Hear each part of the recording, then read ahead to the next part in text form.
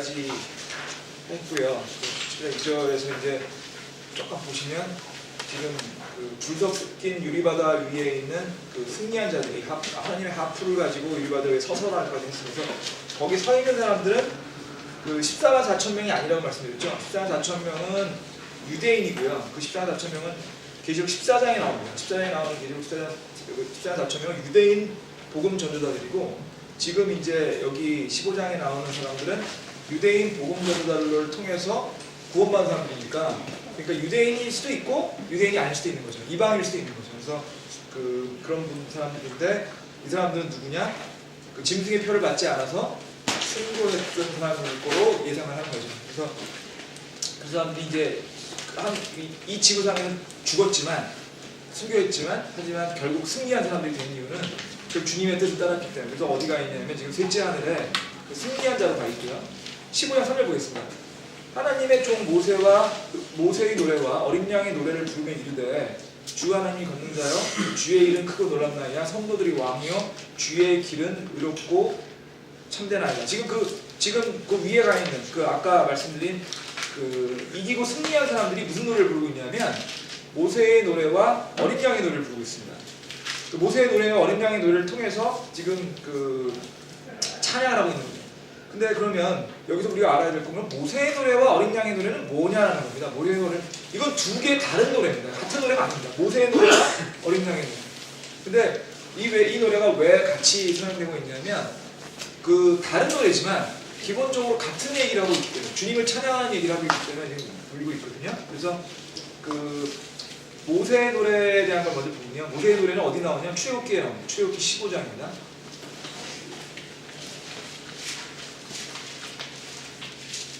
출애굽기 15장 2절. 보세요. 이게 1절도 있겠습니다. 그때 모세와 이스라엘 자손이 이 노래로 주께 노래하고 말하기를, 내가 주께 노래하리니 그분께서 영화롭게 승리하셨도다. 그분께서 말과 거기 탄 자를 바다에 던지셨도다. 주는 나의 힘이시여 노래시며 나의 구원이 되시는도다. 그분께서 나의 하나님이시니 내가 그분께 처소를 예비할 것이요 내 아버지 하나님이시니 내가 그분을 높이리로다. 지금 모세의 노래라는 얘기가 나오고 있죠. 이 모세의 노래가 결국 주는 나의 힘이시며 노래시며 나의 구원이 되시는도다. 그분은 나의 하나님이시니, 주님을 찬양하는 노래입니다. 지금 그러면 이 맥락을 좀 보겠습니다. 지금 이 15절에 이 얘기를 하기 전에요. 14장 잠깐 보시겠습니다. 14장은요. 14장의 장의 제목이 뭐라고 되어 있냐면 이스라엘이 홍해를 건넙니다. 그리고요. 14장의 21절 보겠습니다. 21절. 모세가 바다 위로 자기 손을 내밀 때 주께서 강한 동풍으로 밤새도록 바다를 뒤로 물러나게 하시니 바다가 마른 땅이 되고 물들이 나님에 이스라엘 자손들이 바다 가운데로 들어가 마른 땅으로 가고 물들은 그들의 오른쪽과 왼쪽에서 그들을 위해 벽이 됩니다. 지금 그 이스라엘 자손이 바다 가운데로 들어가서 마른 땅을 하면서 건넜다는 그런 거죠. 지금 그 얘기를 14장에 하고 있고, 그 14장 이후에 15장에서 모세가 그 노래를 부릅니다. 상상을 해보세요. 지금 모세의 입장에서 봤을 때 그 이스라엘 백성들이 주님의 그 힘으로 인해 주님의 권능을 통해 가지고 마른 땅을 건넜다는 건 바다를 마른 땅을 건넜고 좀 놀라운 기적을 통해서, 정말 주님의 그 기적을 통해서 지금 그 구원을 받은 거고요. 그 구원을 받아서 지금 이제 그 이집트 전체를 다 물에 썰어하고 살아났습니다. 그러니까 그 상황에서 모세한테 넣겠던 모세의 느낌은 주님의 권능에 대한 그 감사와 놀라움과 이런 거겠죠. 근데 그거를 지금 부르고 있는 겁니다. 그러니까 너무 고맙고 너무 감사하고 너무 즐겁고, 그렇지만 반대로 무섭기도 하겠죠. 주님이 그런 놀라운 권능 가진 걸 지금 본인이 직접 본 거예요. 지금 모세의 노래라고 하는 것은 그런 맥락에서 지금 홍해를 건너자마자 그 놀라운 주님의 권능을 보고 그거에 대한 감사와 놀라움의 기도를 드리고 있는, 그게 지금 그 모세의 노래거든요. 그런데 그 다음 걸 보시면요. 이와 비슷한 게 있습니다. 시편 118장 14절 보시면요. 118편 14절. 시편.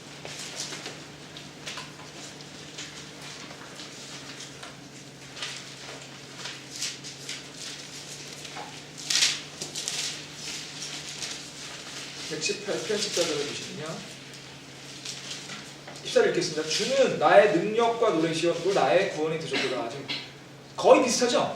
네. 출애굽기 15장 2절과 거의 비슷합니다. 근데 거의 비슷한데 그러면 이 시편 118편 14절은 어떤 맥락에서 부른 노래냐면요. 이거는 이스라엘이 바빌론 포로 생활에서 끝나서 나라로 예루살렘으로 돌아와서 새로 성전을 짓고 봉헌 예배를 드릴 때입니다. 생각해보세요.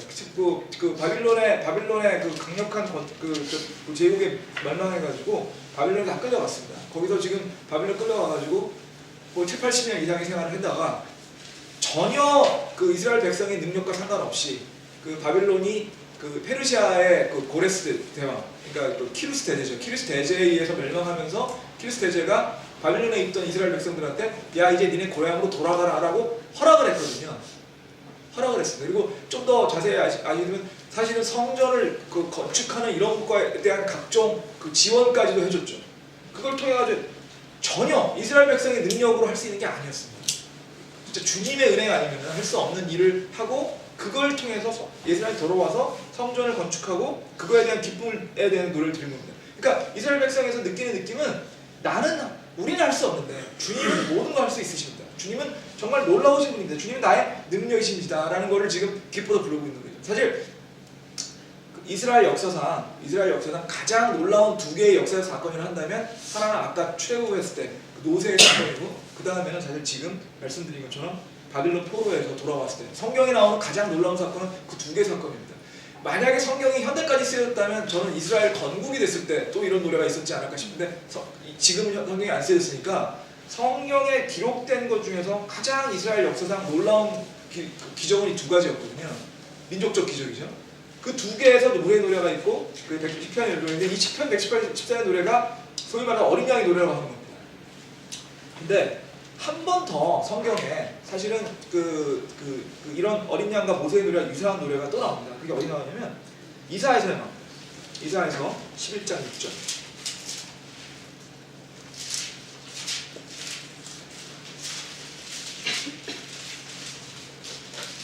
이사야서 11장 6절에서 9절.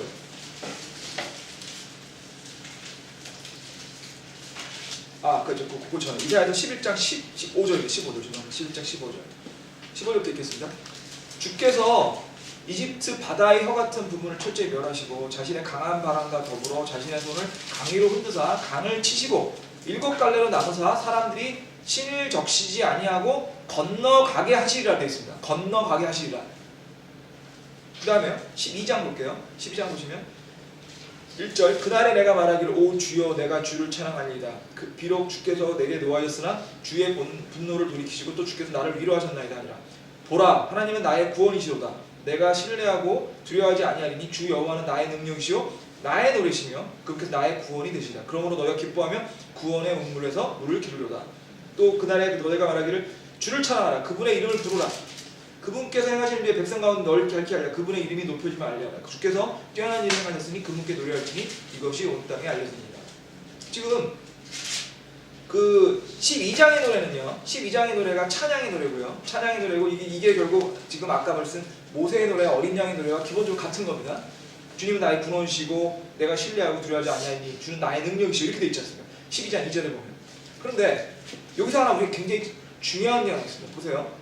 12장 2절의 내용을 보면은 아까 모세의 노래와 어린 양이 같아요. 그리고 15절을 11장 15절을 보시면 이집트 바다의 혀 같은 부분을 철저히 멸하시고 강한 바람과 더불어 자신의 손 강위로 흔드사 강을 치시고 7가지나 나눠서 사람들 신을 적시지 않고 건너가게. 여기까지 보면 모세 상황하고 같은 거죠. 아까 모세 상황에서 출애굽기에서 마른 땅을 건넜다는 얘기 했었지 않습니까? 여기서도 지금 마른 땅, 신을 적시지 않고라고 돼 있어요. 마른 땅을 하게 돼 있으니까 얼핏 보면 두 개가 같은 것처럼 보입니다. 그런데 다른 게 몇 개 있습니다. 첫 번째는요. 이거는 바다라는 얘기가 있고 강이라는 얘기가 있죠. 근데 홍해 그때 모세의 노래에서는 홍해를 건넜기 때문에 바다만 있었지 않습니까? 근데 여기는 강이라는 얘기가 있습니다. 그 약간 이상하죠? 더 중요한 게 있습니다. 건너가게 하시라고 돼 있죠. 15절에 건너가게. 우리가 창세기하고 모세 오경 얘기할 때 저희가 성경은 개학이지만 또 나아가서는 역사책이기도 하다라고 말씀드렸었잖아요. 그래서 사실은 연도를 많이 말씀을 드렸었죠. 연도를 굉장히 많이 드렸었는데 연도 중에서 중요한 연도가 몇 개 있는데요. 중요한 연도를 좀 한개 보면 첫 번째로 제일 그러니까 여러 뭐 시간 관계에서 오늘은 그냥 제일 중요한 연도 한두 개만 말씀드리면 출애굽한 연도 기억나십니까? 출애굽한 연도는 BC 1450년에서 1490년 사이라고 보통 생각하고 있습니다. 그러니까 1480년, 90년 이 정도 보통 봅니다. BC. 그리고 그게 이제 그 이집트로 치면 투트모스 왕 뭐 이렇게 가지고 말씀을 드렸을 텐데 하여튼 BC 1500년 조금 넘어섭니다. 좀 지나섭니다. 그런데 이사야서를 쓴 시점은요. 이사야서를 쓴 시점은 BC 700년경입니다. BC 700년경이에요. 그러면 다시 정리해 볼게요. 700년, 800년 정도 뒤입니다. 출애굽기를 쓴 이 시점에서 출애굽기에 모세가 그 출애굽기를 쓴 시점부터 이사야가 나와서 대언자 이사야가 나와서 쓴 시점은 800년 정도 뒤입니다. 그러면 지금을 생각해보면 지금 저희가 서기 2000년에 살고 있는데 저희가 지금부터 800년 하면 1200년 되거든요. 1200년 되면은 언제 지나면 고려 시대입니다. 고려. 제 기억이 정확한지 모르겠는데 1280년, 10년이 고려 뭐 그 몽고 항쟁 뭐 이때예요. 여러분이 느끼시기에 지금 뭐 고려 몽고 항쟁이면 진짜 옛날 일입니다. 그냥 옛날 일이 아니고 진짜 옛날 일이에요. 그리고 그거는 미래형으로 얘기할 이유가 없어요 전혀. 그 고려 시대 몽고 침해해가지고 무슨 뭐 삼별초의 반란이 어쩌고 뭐 이런 얘기 많이 들으시잖아요. 그런 얘기는 미래형으로 쓸 이유가 없는 거죠. 그런데 왜 800년이나 지난 그 시점에 쓰여졌던 이사야가 그 신을 적시지 않고 건넌다는 얘기를 미래형으로 했냐는 거죠. 그 얘기는 이 얘기가 모세가 출애굽한 얘기를 하고 있는 게 아니라는 얘기입니다 지금. 근데 그걸 어떻게 지금 알 수 있냐면 11장을 일단 성경은 잠깐 말씀드리지만 계약서라고 말씀했죠. 계약서에서 한 구조를 이해하려면 그 구조를 이해하기 위해서 가장 중요한 건 앞뒤 문맥을 보는 거예요. 왜냐면 그 계약서에서 그 문장은 그거 앞뒤 문맥에 따라서 의미를 갖는 거니까. 그러면 11장의 15절의 구절이 이게 과연 무슨 뜻인가 알려면 11장이 뭐냐 이거예요. 11장에 보시면 보세요. 11장 1절 이새 줄기에서 한 막대기가 나며 그 잎으로서 한 가지가 나갈 것이고 그 다음에 3절 보시겠어요. 그로 인하여금 주를 두려워하는 가운데 속히 깨닫게 하시니 그는 자기 눈에 보이는 대로 판단하지 아니하시고 자기 의의대로 틀매하지 않으시며 오직 가난한 자들 위해 의롭게 재판하고 땅에 온유한 자를 공평하게 꾸짖으시며 자기 입에 막대기로 땅을 치고 자기 입술의 호흡으로 사악한 자를 죽이며 의로 자기의 허리에 띠를 삼고 신실함으로 자기 콩팥의 주위에 띠를 삼으리라. 무슨 얘기죠? 지금 1절부터 여기 5절까지 얘기를 정리하면 이새 줄기에서 가지가 나온 분이 와서 통치할 건데 그 통치한 분이 이렇게 의로 통치하겠다는 겁니다. 11절 2절 잠깐 보시겠습니다. 주의 영, 곧 지혜의 명철의 영이요 계략과 능력의 영이요 지식과 주의 두려움의 영께서 그 위에 머무시며 지금 이 통치하는 사람은 지금 3, 4, 5 통치하는 분은 주의 영이 머무시는 분이에요. 기억나실지 모르겠는데 11장 요 절은 주님의 재림에 대한 얘기를 하고 있습니다. 주님이 재림할 때 이새 뿌리에서 나온 분이 와서 주의 영을 갖고 와서 이 땅에 와서 의로 통치할 거다. 그게 명확하게 6절부터 나옵니다. 보세요. 그 땅에 오면 그럼 이새치가 통치하는 땅에 오면 어떻게 되느냐? 이리도 어린 양과 함께 거하며 표범이 염소 새끼와 함께 누우며 송아지와 젊은 사자와 살찐 여성이 함께 있어 어린 아이가 이를 인도하며 암소와 곰이 함께 먹으며 그것들의 새끼가 함께 누우며 사자가 소처럼 풀을 먹으며 젖먹는 아이가 목사의 구멍에서 놀며 젖된 아이가 독사의 굴에 손을 넣을 것이로되 이것들이 내 거룩한 것 모든 것에서 상하게 하거나 멸하게 하니 아니하니 이는 물들이 바다를 덮는 것 같이 주를 아는 지식이 땅에 충만할 것이기 때문이라. 일단 그 위부터 보겠습니다. 6, 7, 8을 보시면요. 현세에 있는 일이 아니죠. 초식동물과 육식동물이 같이 있다는 거 아닙니까? 초식동물과 동물들을 우리가 가르칠 수 없잖아요. 그 다음에 그것들의 본능인데 초식동물과 육식동물이 자기의 본능을 잊었다는 거예요. 근데 창세기 할 때 기억나세요? 창세기 할 때 창세기 앞부분에서 보면 에덴 동산의 초기에 창세기 앞부분에 에덴 동산 기기에는 초식동물밖에 없었습니다. 육식동물이 없었어요. 에덴 동산에서요. 지금 6, 7, 8의 구절 11장 6, 7, 8절의 구절이 성경에 나오는 구절은 창세기 에덴 동산에 대한 거밖에 없습니다. 근데 지금 무슨 얘기를 하고 있죠? 미래형으로 얘기하고 있어요. 그럼 이게 에덴 동산에 대한 얘기도 아니란 얘기죠. 미래에 이렇게 오겠다는 걸 예언하고 있는 거, 대언하고 있는 거거든요. 이거는 천년왕국 얘기를 하고 있는 겁니다. 그럼 앞뒤가 딱 얘기가 되는 거죠. 왜냐하면 주님이 재림하셔서 주님의 영광과 함께 통치를 의로 하실 거고 그 의뢰하는 땅이 됐을 때 이 세상은 어떻게 될 거냐? 에덴 동산과 같은 시대가 될 거라는 얘기를 하고 있는 거예요. 그리고 그거에 대해서 결론적으로 구절을 얘기하는 것인 거예요. 구절 다시 볼게요. 그것들이 내 거룩한 삶 모든 걸 상하게 하거나 멸하지 아니할 것이니 이는 물들이 바다를 덮는 것 같이 주를 아는 지식이 땅에 충만하게 될 것. 주에 대한 지식, 우리 예수님에 대한 지식, 우리 하나님에 대한 지식이 물이 바다를 덮듯이 온 지구상을 덮을 것이다. 그러니까 주님이 이 모든 지구를 통치하실 거기 때문에 주님이시라는 거에 대해서 얘기할 필요가 없을 것이다. 모든 사람이 다 알게 되는 날이 올 것이다. 그 다음은 누구 것이냐? 주님이 재림하셔서 통치하시는 천년왕국 시대가 될 것이다. 이 얘기죠. 천년왕국 시대가 주님이 이 세상을 통치하게 되면 불교니 이슬람교니 이런 게 없을 거란 얘기입니다. 있을 수가 없겠죠. 그 재림하는 걸 직접 봐서 그 재림하는 하나님께서 이 땅을 통치하고 계신데 그딴 소리를 어떻게 하겠습니까? 눈으로 보고 있으면서. 그죠? 그러다 보니까 이 모든 거를 결국 어디냐? 11장 1절부터 19절까지 얘기를 한마디로 정리하면 천년왕국에 주님이 오셔서 이 땅을 통치하실 거고 천년왕국이 되실 것이다. 천년왕국을 통치하실 것이다. 이 얘기입니다. 그러면 15절이 이제 설명이 되는 거예요. 이 얘기는 언제 얘기냐? 주님이 오신 천년왕국에 대한 얘기를 하고 있습니다. 그럼 결국 모세의 노래와 어린 양의 노래는 성경에 3번 언급이 되고 있는 겁니다. 언제 언급되죠? 출애굽하면서 모세가 출애굽한 시점에 했던 그 출애굽에 대한 상황. 그 다음에 그 고레스 왕의 통치에 따라서 바빌론 포로 생활로부터 돌아와서 새로 성전을 봉헌한 상황. 그 다음에 천년왕국이 와서 천년왕국의 주님이 통치하는 상황. 셋 다 엄청나게 중요한 사건들이거든요. 그때 이 모세와 종의 노래를 부르고 있는 거고 그 모세의 좋은 영들은 결국 결론이 뭐냐? 주님을 찬양하고 있는 거예요. 이런 놀라운 주님의 은혜를 받기 때문에 은혜를 본 사람들이 주님을 찬양하고 있는 거예요. 그죠? 그러면 이런 찬양에 대해서 이 두 노래의 특징을 한번 보겠습니다.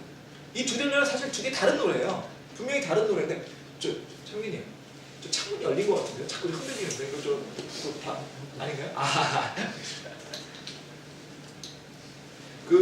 지금 이제 이 두 노래의 특징을 한번 보면요. 첫 번째는요, 하나님이 전능하시다는 겁니다. 하나님은 올마이티, 전능하시다는 거죠. 전능하시다는 건데 그 전능하시다는 얘기가 계시록에 어디 나오죠? 계시록 1장에 나옵니다. 계시록 1장 8절을 보시겠습니다. 계시록 1장 8절.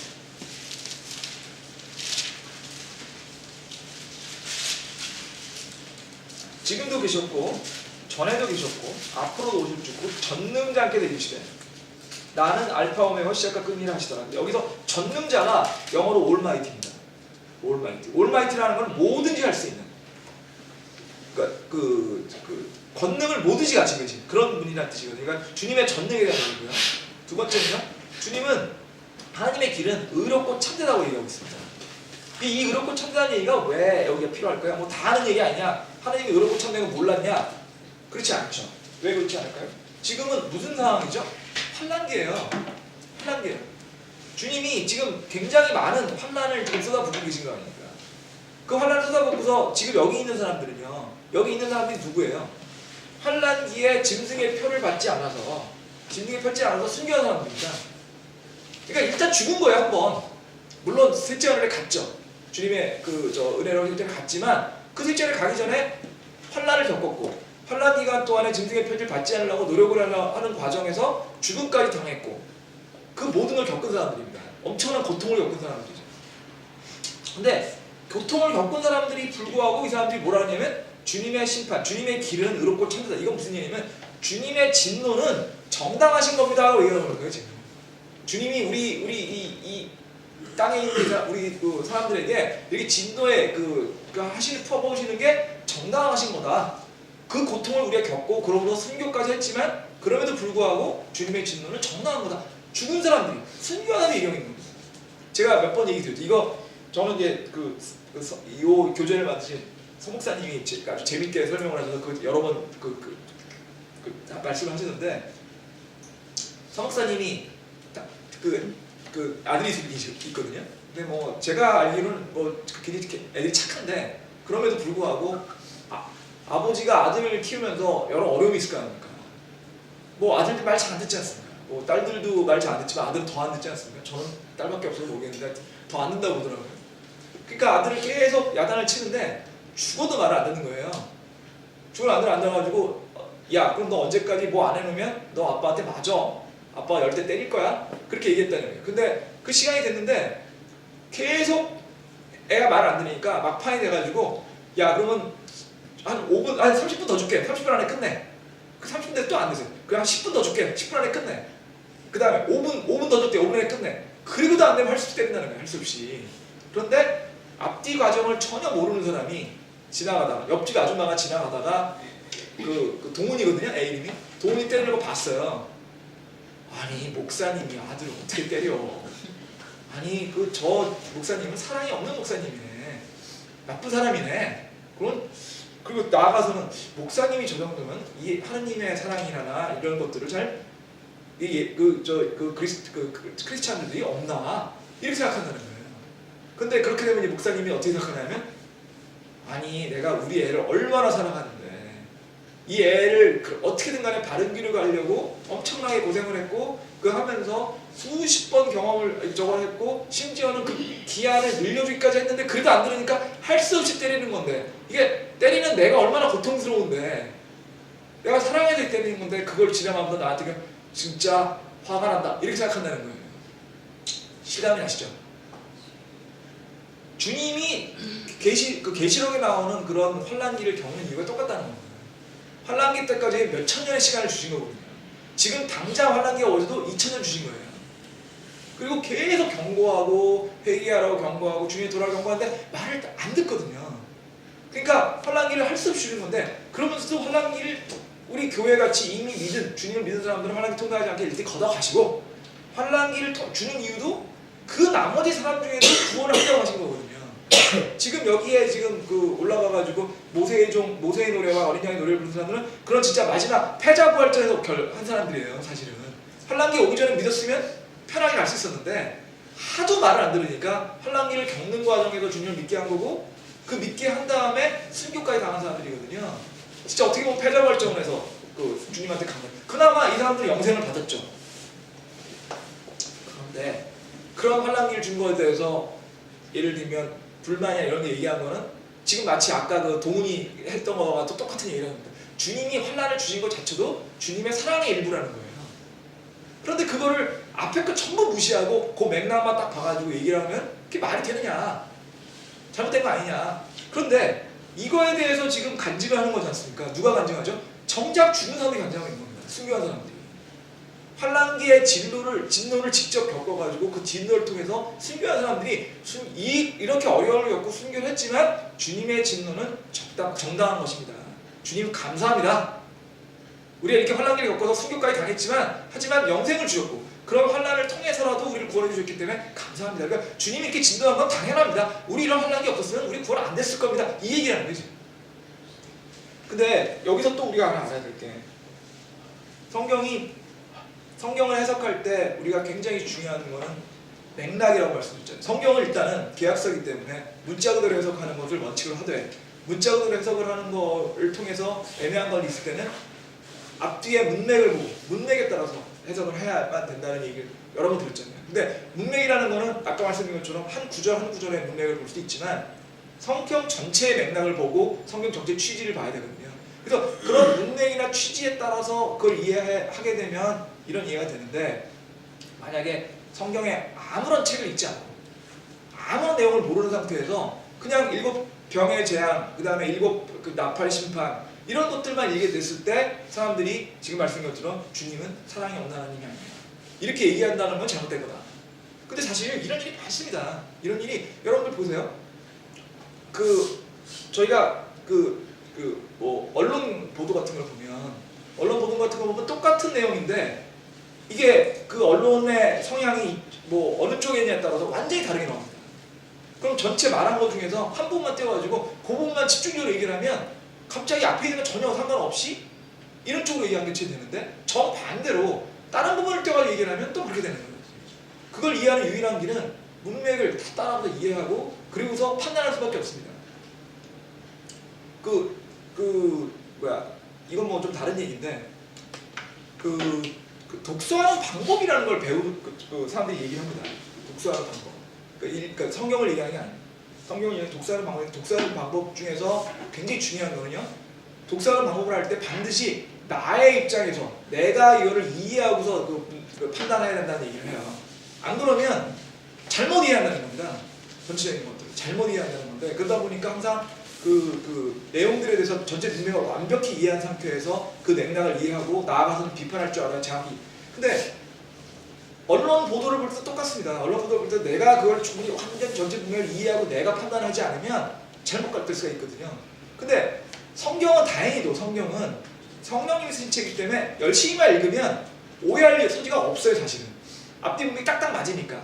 그런데 어떤 경우에 문제가 되느냐, 성경을 내가 읽지 않고 남이 읽고 설명을 잘못 들으면 오해할 수 있다는 거죠. 왜냐하면 다른 사람이 문맥을 정확히 이해 못하지 않고서 얘기를 했는데 그걸 들었어요. 근데 이 다 읽어야지 이해가 되잖아요. 이거를 다. 근데 다 읽지 않고 그냥 정확히 말하면 읽기 귀찮으니까 이렇게 공부 안 하고 그 얘기를 들으면 그게 맞네, 그러네, 이렇게 되는 거예요. 그게 결국은 어떻게 보면 잘못된 믿음으로 가고 이단으로 가는 길인 겁니다. 그 지난 시간에 약간 얘기 드렸죠. 그 가장 대표적인 이단으로 할 수 있는 여호와의 증인들은요, 사랑의 하나님밖에 얘기하지 않습니다. 여호와의 증인들은 이런 거예요. 주님은 사랑의 하나님이신데 어떻게 진노를 하실 수 있느냐, 어떻게 진노를. 그래서 그 사람들은 어떻게 하냐면 이게 많은 환난 이런 걸 하면서도 주님이 진노를 통해서 죽인다고 믿지 않아요. 그 사람들은 죽는 게 아니라 잠자는 거다, 언제가 깨어난다, 이렇게 얘기합니다. 그리고 진노라는 게 사랑하고 안 만다고 얘기를 해요. 근데 그 사람들 말을 성경을 모르는 상태로 들으면 그럴 수 있네 생각할 수 있다니까요. 그 사람 성경 굉장히 열심히 쓰다, 자기 나름대로. 그리고 조금 다르죠, 우리 성경하고. 근데 하여튼 보다 보니까 그렇게 얘기합니다. 근데 여러분 얘기 드리잖아요. 주님의 사랑에는 진노가 포함되어 있다니까요. 진노도 주님의 그 속성의 일부입니다. 그 진노를, 주님의 분노를 우리가 이해하지 못하면 주님의 사랑을 완벽히 이해 못하는 거예요. 여러분이 여러분의 자녀분들을 진정으로 사랑하기 때문에 정말 여러분의 자녀가 엇나갈 때는 매를 들고 싶지 않습니까? 매를 드시잖아요. 성경적으로 매를 들게 돼 있거든요. 성경적으로 애를 그런 것들은 여러분의 사랑의 일부인 거지 진노의 일부가 아니지 않습니까? 똑같은 거거든요. 그러다 보니까 자꾸 얘기 드리지만 저희가 성경 공부하는 거는 목사가 되기 위해서, 여러분이 무슨 간증을 하기 위해서가 아닙니다. 우리 스스로 제대로 믿기 위해서입니다. 남들이 우리를 속일 때, 이단이 우리를 속일 때, 아니면 속이는 것까지 아니더라도 잘못 얘기할 때 여러분이 이해할 수 있어야 됩니다. 그래서 성경 공부하는 겁니다. 그래서 모두 다 해야 되는 거죠. 안 그러면 우리가 속으니까, 오해하니까. 지금 여기서 이 부분에서 주님의 진노가 참되다고 하는 거에 대해서 우리가 이게 왜 강한 우리한테 간증이 되느냐, 순교한 사람들이 이렇게 얘기하고 있는데 우리가 누가 얘기하냐면 이 사람은 순교한 사람들인데 진노 때문에. 하지만 진노 때문에 순교한 사람들이 주님의 진노는 정당한 겁니다, 이렇게 얘기하고 있습니다. 그 다음에 하나님은 성도들의 왕이라고 얘기하십니다. 하나님의 왕이기 때문에 주님께서는 직접 왕으로서 이 땅에 오셔가지고 재림하셔가지고 실력 행사를 하셔서 이 나라를 세우실 거다, 이 얘기 지금 하고 있는 거예요. 그런데 이것도 우리가 굉장히 좀 잘 생각할 필요가 있는데, 왕이라고 한다면 왕에 대해서 우리가 할 수 있는 건 뭐냐면 우리가 복종하고 순종하고 왕을 따르는 거죠. 그렇죠? 근데 여러분 우리가 우리 스스로 가슴에 손 얹고 생각해요. 우리가 하나님한테 복종하고 순종하고 따르기 위해서 기도를 하시나요? 생활을 하시나요? 아니면 주님한테 뭔가 해달라고, 내가 원하는 거 해달라고 기도하고 따르십니까? 단적인 예를 들어서 많은 교회들이, 우리 교회는 그게 아니라고 저는 믿고 싶습니다. 근데 우리 교회는 아니라고 믿는데 많은 교회들이 사실은 주님한테, 목사님이 그렇게 가르칩니다. 가르치는 자체를 주님한테 기도하고 교회 열심히 오고 더 극단적으로 헌금 많이 해야 주님의 축복받고 주님의 복을 받아서 잘 될 거고, 그 잘 되게 되면 그 잘 되는 걸 통해서 크리스찬들은 그걸 주님을 열심히 믿으니까 저렇게 복을 받으니까, 그러니까 주님을 믿어야 되겠다라고 하는 것이다. 열심히 주님 믿고 주님한테 기도 열심히 하고 헌금 열심히 내라, 이렇게 얘기하세요. 제가 고등학교 다닐 때 우리 고등학교 그 장로교였는데 그 교회 목사님은 그렇게 얘기했어요. 너네들 공부 열심히 하고 주님한테 열심히 기도하면 좋은 대학 가고 성공한다, 그렇게 얘기했다니까요. 그 열심히 하나님 믿어야 성적이 잘 나온다. 근데 지금도 거의 안 바뀌었습니다. 지금도 어떻게 보면 그 얘기 가끔 하잖아요. 수능 때가 되면 많이 모인답니다 교회에. 그리고 수능 때 되면 수능 맞이 100일 기도 이런 것도 있습니다. 붙어 있어요. 저희 동네 가면 그것도 큰 교회 하나 있는데 그 교회는 딱 붙어 있습니다. 수능 맞이 100일 뭐라 그러더라? 그 아침 하늘이 뭐죠? 그 새벽 기도회인가요? 새벽 기도 이런 게 있어요. 그거랑 저희 어머니나 저희 이제 돌아가신 할머니는 처음에 이제 불교신데 아니 그럼 이제 연초에 가면은 그 빨간색 부적 같은 거 항상 저희 집에 보내셨거든요. 그럼 이제 문지방에 붙이고요. 그거 기도하죠. 잘 건강해. 그거랑 다를 게 뭐 있습니까? 절에 가면 기와에다가 써놓습니다. 뭐 해주세요. 뭐 대학 가게 해주세요. 취직하게 해주세요. 그거 좀 기도하잖아요. 그리고 그 스님한테 그거 해달라고 그 기와장 사고 돈 내고 오죠. 그거 하는 거랑 수능 잘 보게 해주세요 해가지고 100일 아침에 새벽기도 가는 거가 다른가요? 다르지 않습니다. 극단적으로 순복음교회에서 얘기하듯이 3박자 축복 건강해지고 영적으로 행복해지고 물질적으로 축복받는다. 주님 믿으면 주님 그렇게 얘기하지 않으셨습니다. 주님은 성경에서 말하는 주님은 왕으로 얘기를 하셨는데 우리가 왕으로서 주님한테 얘기하는 겁니다. 주님은 마치 병 속에 우리가 현대 그리스도인들이 주님을 대하는 태도는 주님이 왕이고 순종하는 게 아니고 우리가 왕이고 주님한테 우리의 복종하는 종처럼 하고 있어요. 내가 이거 하고 싶으니까 이걸 갖다가 해주세요. 이렇게 한다니까요. 주님이 우리한테 성경을 읽어보면 성경을 읽으면 읽을수록 주님이 우리한테 약속하신 거는 주님이 우리한테 순종하라고 약속하신 겁니다. 주님은 그냥 따르고 믿고 따르고 순종하라고 명령하셨고 그렇게 하라고 되셨고 사실은 주님이 왕이시고 우리가 종이라는 얘기만 수백 번 하셨어요. 그 반대로 얘기하지 않으셨어요. 여러분들이 믿음 생활을 하실 때 내가 주님을 왕으로 내가 따르는지 아니면 내가 왕이고 주님을 나의 마치 종처럼 생각하는지는 여러분 생각해보시기 바랍니다. 저도 사실 부끄러울 때가 있거든요. 여러분도 그럴 때가 있을 겁니다. 그럴 때마다 누가 왕이냐 이거죠. 누가. 근데 여기서 또 우리가 하나 할 거는 하여튼 주님의 목적이 과연 뭐냐. 주님 우리를 만드신 목적이 뭐냐. 이걸 생각하시고요. 그 다음 구절에 보시면 하나님은요 거룩하시다고 되어 있습니다. 그죠? 지금 여기에 이 속성을 보면 거룩하심이 나옵니다. 15장 4절 보실게요. 바로 밑에. 주여 누가 주를 두려워하지 아니하며 주의 이름을 영화롭게 하지 아니하니까 오직 주만 거룩하시오냐 하시니이다. 주의 심판들이 드러나서 모든 민족들이 나아가 주 앞에 경배하리이다. 이렇게 되어 있죠. 지금 거룩하심이라고 되어 있죠. 거룩. 주님은 거룩하시면 얘기가 아까 그 모세의 종의 노력 어린의 종의 노력 나왔었습니다. 그럼 거룩은 뭘까요? 도대체 거룩이 뭔가요? 거룩은요 히브리어에서 카도시라고 하는 단어로 번역한 단어입니다. 히브리어 그러니까 원래 구약은 히브리어로 쓰여 있었잖아요. 그리고 신약은 이제 그리스어로 쓰여 있었고. 근데 원래 구약에서 나올 때 거룩은 카도시라는 단어입니다. 카도시라는 단어는 원래 무슨 뜻이냐면 분리됐다는 뜻입니다. 거룩하다 그러면 이게 우리가 참 감이 안 오시잖아요. 거룩이 뭐지를 감이 안 오시는데 거룩 이렇게 생각하시면 거룩은 분리된 거예요. 일상하고 분리된 겁니다. 일상이랑 다른 겁니다. 이 세상이랑 다른 게 거룩이에요. 근데 그러면 그래서 예를 들면 레위기 같은 데 보면요 거룩한 그릇 이런 것들이 있잖아요. 그게 무슨 뜻이냐 그릇이 왜 거룩하냐 그 다른 뜻이 아니고 그 그릇이 주님을 위해서 주님을 섬기기 위해서 사용될 그릇이기 때문에 일반적인 그릇과 분리해서 관리하라는 뜻입니다. 그게 거룩입니다. 그리고요 또 이 거룩하고 관련돼 가지고 우리가 알아야 될 거 그러다 보니까 주님께서는 사람들이 이 세상과 분리되기를 원하시는 거예요. 그래서 우리가 이제 보통 보면 성도라고 하죠. 성도, 그죠? 그 성도에서 성이 그게 홀리 세인트거든요. 영어로 하면. 근데 거기에 이제 홀리라는 말이 들어가 있는 얘기가 뭐냐면 성도라는 게 이 세상에서 우리들 주님을 믿는 사람들, 크리스찬들은 분리되어서 있어야 된다. 분리돼서 생활해야 된다. 이런 뜻입니다.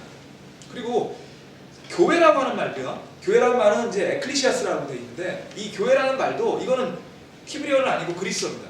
근데 이 뜻도 뭐냐면 세상과 분리된 무리라는 뜻입니다. 원래 뜻이. 그러니까 교회도 세상이랑 분리된 거예요. 정리를 해보면 주님은 우리가 이 세상과 같이 섞여 있기를 원하지 않으십니다. 우리 스스로가 교회로. 그럼 다시 여쭤볼게요. 세상과 분리되기를 원하시는 분이 세속적인 성공에 관심이 있으셨겠냐고요. 주님은 우리가 세속적으로 성공하냐 안 하느냐에 관심이 없으셨어요. 성공할 수도 있고 안 할 수도 있습니다. 주님을 믿고 안 믿고랑 성공할 수 있고 없고는 상관없는 거예요. 물론 우리가 주님을 믿음으로써 우리가 받을 수 있는 대가가 많이 있죠.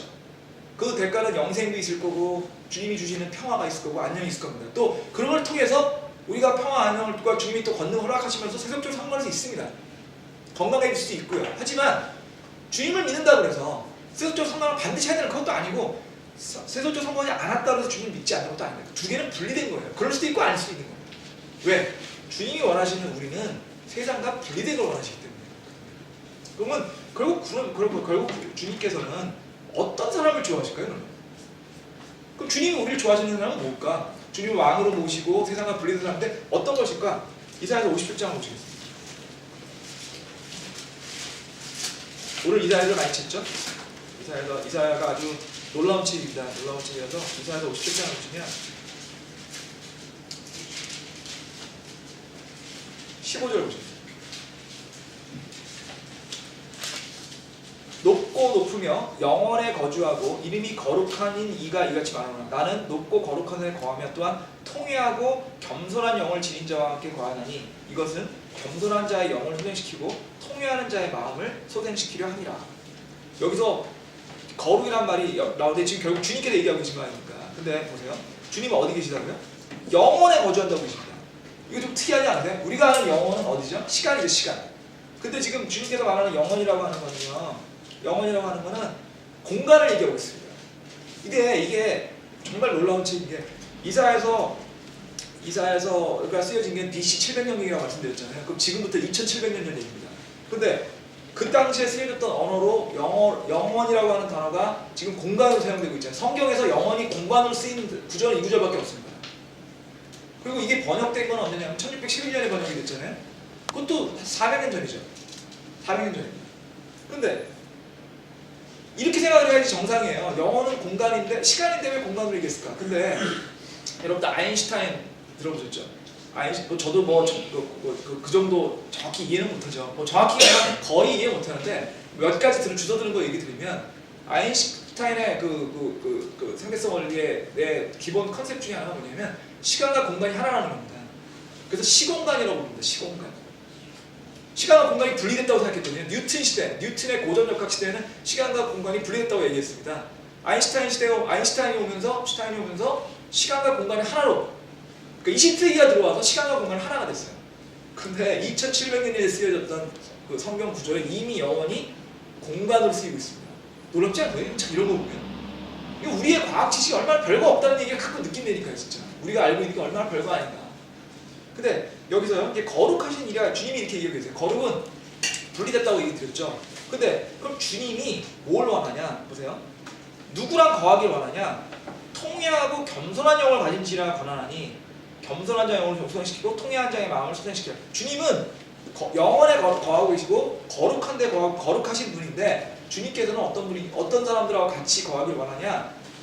겸손하고 통회하는 영입니다. 통회라는 게요, 아주 고통스럽게 후회한다는 뜻이거든요. 그러니까 정말 제가 잘못했고요. 정말 저 후회할 테니까 저를 좀 이해해 주세요. 뭐 이런 겁니다. 통회라는 게 굉장히 어려운 단어긴 한데 한자로. 겸손은 금방 이해되시죠? 자기를 낮추고 이런 겁니다. 그런 사람을 좋아하신다는 거예요 지금. 그런데 재밌는 거는 현대 사회가 통회하고 겸손한 사람들을 좋아하냐는 거죠. 좋아하지 않습니다. 저는 그 일반 직장 생활을 해본 적이 없어가지고 잘 모르는데 우리 교재를 쓰신 서 목사님은 삼성물산에 다니신 분이에요. 삼성물산에 한 거의 10년 다니시다가 삼성물산 때려치고 이제 신학교 가신 분이거든요. 집에서 난리가 났었답니다. 그렇지 않으시겠어요? 그 삼성물산 같은 회사를 다니다가 때려치고 신학교 가가지고 목사가 되겠다고 하면 정상적이라면 반대가 정상인 거죠. 정말 반대 많이 하셨더라고요. 많이 했더라고. 그 사모님, 그 목사님 사모님은 그 광고회사에 다니셨답니다. 광고회사에 다니는 부인하고 그 삼성물산에 다니는 남편이 교회에 사모님하고 목사님이 되다가 그 집안이 누가 좋아했겠습니까? 부인도 싫어하시대 부인도. 사모님도 막 신학다니까 막 난리 쳐가지고 반대하셨다고 그래서 하더라고요. 근데 자기가 삼성물산 다닐 때 얘기 몇 번 하시더라고요. 근데 얘기를 하시는데 무슨 얘기냐면 삼성에 가면은 처음에 집중 교육을 받습니다. 한 달인가 신입사원 교육을 받거든요. 그 교육 받은 다음에 또 몇 주 동안 그게 또 특별 교육을 받아서 그래서 이제 배치가 되는데 소위 말해서 신병교육 같은 거죠. 신병교육을 갔더니 그 삼성물산 입사하고 신병교육 갔더니 가르치는 것 중에 가장 중요한 것 중에 하나가 이런 거였대. 너네가 어떻게 사회생활을 해야 되는지, 어떻게 직장생활을 해야 되는지 가르치더래요. 그런데 그 중에 가장 기억이 생생하게 남는 게 너 자신을 드러내라고 가르치더랍니다. 겸손하면 안 된다. 너 자신을 쇼업하고 너 자신을 광고하고 너 자신의 작은 걸 크게 나서 해라. 이렇게 가르친다는 거예요. 그렇지 않으면 너는 이 경쟁에서 도태되게 돼 있다. 절대 그러면 안 된다. 그리고 특히 우리 한국 사람들은 그렇게 그런 것들이 익숙하지 않으니까 의도적으로도 굉장히 해라. 근데 저는 왜 미국이 그렇게 하는지 모르겠는데 미국 같은 경우에 대학 입시 같은 거를 이제 겪어보면 해보면 거기 이제 에세이라는 걸 쓰게 돼 있거든요. 자기소개서 같은 거. 우리나라도 이제 그 자기소개서를 한국에 쓰게 하는 것 같더라고요. 이게 자기소개서가 뭐냐고요. 어떻게 하면 잘 포장해서 나를 드러내는 거예요. 겸손하게 쓰는 사람이 어디 있을까 자기소개서. 진짜 아무것도 안 해요. 우리 애가 이제 요즘에 교회 열심히 안 나와가지고 이 녀석한테 맨날 내가 하는데 우리 둘째 녀석이 좀 사고뭉치지 않습니까? 다 아시다시피. 저희 둘째 녀석이 뭐 에세이를 쓰는 걸 보니까 그러니까 뭐 말도 못하게 쓰는 거야. 말도 못하게. 그러니까 얘가 이제 뭐 언어를 몇 개를 한다는 거예요. 내가 야 이것도 초급밖에 못하고 이것도 초급밖에 못하는데 아까 뭐 스페인어도 잘 한다고 하고 뭐 영어는 영어는 네이티브죠. 근데 한국은 네이티브 당연한 건데 뭐 보면 무슨 뭐 중국어도 뭐 잘한다고 이렇게 썼더라고요. 야 너 이거 중국어 내가 알기로는 초급인데 20년 그러니까 15년 배우고 너처럼 중국어 못하기도 어렵다라 했어. 15년 동안 중국어를 배웠는데 너 어떻게 너 이렇게 못하냐. 1년 반 배워도 너보다 잘하겠다 맨날 그러거든요. 그거 중국어 잘한대요. 그리고 뭐 스페인어 야 이거 아빠가 몰라서 그래. 이게 다 드러내게 하는 거야 이거. 미국은 다 이래. 그래서 냈어요 이미. 이 세상은요 겸손하게 살지 못하게 하더라고요. 이 세상은 통해하는 사람들을 원치 않습니다. 이 세상은 겸손하고 통해하는 사람들을 바보 취급을 합니다. 불이익을 주고요. 아니 간단하게 우리 애가 15년 동안 그러니까 15년은 아니겠군요. 한 14년 됐겠네요. 14년 동안 중국어 배웠는데 아직 초급이긴 하지만 그러니까 정확히 쓰면 이렇게 써야 돼요. 14년 동안 중국어를 배우긴 했는데 아직도 중국어 실력은 초급이긴 한데 발음은 좋습니다. 이렇게 써야 돼요. 14년 동안 해서 발음이라도 좋아야죠. 뭐 하나 좋아야 될 거 아닙니까? 그렇게 썼으면 사실인데 그냥 걔 자기소개서 보면 유창한 중국어 쓰는 것처럼 나오니까요. 이 세상은 주님이 원하는 거하고 다르게 살고 있고 그렇게 하게끔 가르칩니다. 하지만 우리가 하나 알아야 될 건 주님이 원하시는 사람은 그렇지 않답니다. 주님은 통회하고 겸손한 영혼을 좋아하십니다. 그럼 여러분이 이 세상과 분리돼서 살았을 때 여러분 이 세상이 원하는 대로 살아야 되겠습니까? 주님이 원하는 대로 살아야 되겠습니까? 그런 분들이 있는 거죠.